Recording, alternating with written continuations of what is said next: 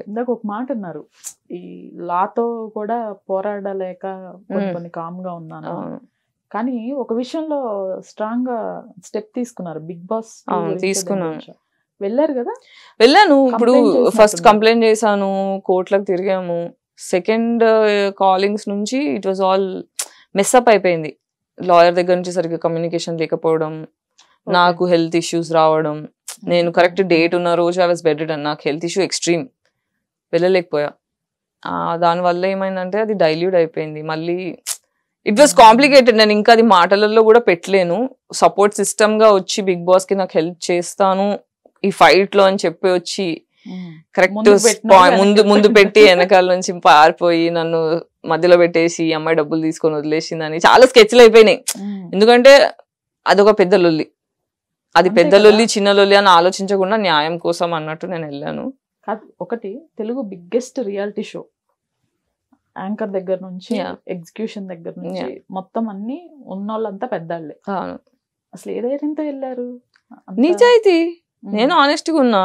ఇప్పుడు మన సొసైటీ సరిగ్గా ఫంక్షన్ కావాలి అంటే లాస్ ఉంటాయి, ఆ లాస్ ని ఫాలో చేయట్లేదు అంటే ఫాలో చేయడానికి గుర్తు చేయాలనిపించింది.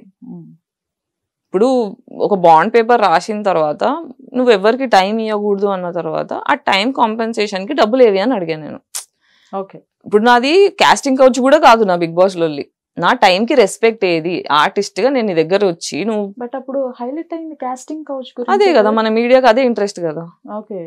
ఇప్పుడు మీరు జరిగింది కాస్టింగ్ కౌచ్ అంటే కాస్టింగ్ అడిగారు, కరెక్ట్ కాదు అని చెప్పాను. మిగతావన్నీ వదిలేసి అది పట్టుకొని హైలైట్ చేసి దాన్ని వేరే టర్న్ తీసుకెళ్లిపోయారు. అంటే అక్కడ కూడా నన్ను పిచ్చిదానే చేసి వదిలిపెట్టారు మీడియా గానీ, హెల్ప్ చేస్తా అన్న వాళ్ళు కానీ. They made a joke out of me.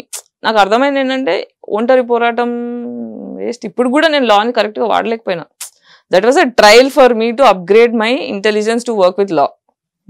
But I failed because I could not trust the society around me again. Society again failed me. Promise చేసి నాతో ఢిల్లీ దాకా వచ్చి అక్కడ తీసుకెళ్ళి హైప్ చేసి అదేం నేను చేసింది కాదు. నాకు ఇది చేద్దాం అంటే ఆలోచించా, దీన్ని చేయడం వల్ల ఎఫెక్ట్ వస్తుందా, వస్తుంది అనిపించి నేను ఒక స్టెప్ వేసా. తర్వాత నా వెనకాలనే నాకు గొతులు తవ్వేసి మధ్యలో నా పేరు పెట్టేసి, ఇప్పుడు ఫర్ ఎగ్జాంపుల్ ఓయూ స్టూడెంట్స్ వెళ్ళి నాగార్జున గారు వాళ్ళ ఇంటి ముందు ధర్నా చేశారు. నేను ఫోన్ చేసి వాళ్ళని అడిగా ఎందుకు చేశారు ఈ పని అంటే, మీరే చెప్పారు కదా అని అన్నారు. నేను ఎక్కడ చెప్పాను నాకు తెలియదు అంటే, మీరు చెప్పారని చెప్తేనే మేము వెళ్ళాము అన్నారు. నేను అర్జెంట్గా వచ్చేసాను అక్కడి నుంచి, దయచేసి ఇది కాదు నేను కావాలనుకుంటుంది.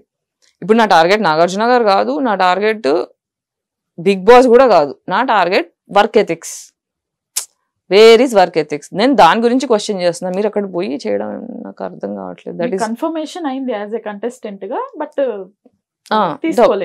దానిపైన మీరు అంటే అమ్మాయిలతో మాట్లాడేది ఉంటే, మీకు బిగ్ బాస్ మీద ఆడిషన్ చేసేది ఉంటే హోటళ్లలోనో ఇంట్లలోనో కాదు, ఆఫీస్ లో చేయండి. అది ఫస్ట్ కండిషన్. సెకండ్, మీరు ఫస్ట్ బాండ్ పేపర్ సైన్ చేయించుకున్న తర్వాత నాకు కాపీ ఇవ్వలేదు. కాపీ అడిగితే రేపిస్తా నాకు కాపీ ఇవ్వలేదు. కరెక్ట్ ఇంకొక 10 days ఉంది అని చెప్పి 3 months తర్వాత అప్పుడు చెప్తున్నారు కి యూఆర్ నాట్ దేర్, వేరే చూసుకో. ఇప్పుడు ఈ 3 నెలల టైం వేస్ట్ చేయించినావు. ఇప్పుడు బిగ్ బాస్ చేస్తే ఇంకో 100 days ఇదంతా నువ్వు వేరే ప్రాజెక్ట్స్ ఒప్పుకోవద్దు అని నా కండిషన్ పెట్టి బాండ్ పేపర్ సైన్ చేయించుకుంటే అప్పుడే నేను ఫేమస్ అయ్యాను. 15+ ప్రాజెక్ట్స్ నేను వదిలేసా because I'm mentally prepared for this. ఇప్పుడు దాని కాంపెన్సేషన్ ఏది, అది పెట్టా. ఈ 3 థింగ్స్ అడిగాను నేను. సో ఇప్పుడు ఆ 3 థింగ్స్ జరుగుతున్నాయి. కానీ జరుగుతున్నాయి కాదు, నేను పెట్టిన కండిషన్స్ ఇప్పుడు వర్కౌట్ అవుతున్నాయి. అంటే నాకు ఛానల్లో నాకు ఫ్రెండ్స్ ఉన్నారు. ఇప్పుడు వాళ్ళు చెప్తున్నారు, నువ్వు పెట్టిన బిగ్ బాస్ ఫైట్ కి నీకు ఎంత వర్కౌట్ అయిందో నాకు తెలియదు గాయత్రి, బట్ నువ్వు దేనికైతే పోరాటం చేసినావు అదైతే వేరే వాళ్ళకి పనికొస్తుంది, అది వాళ్ళకు కూడా అర్థం కాదు. But I'm happy.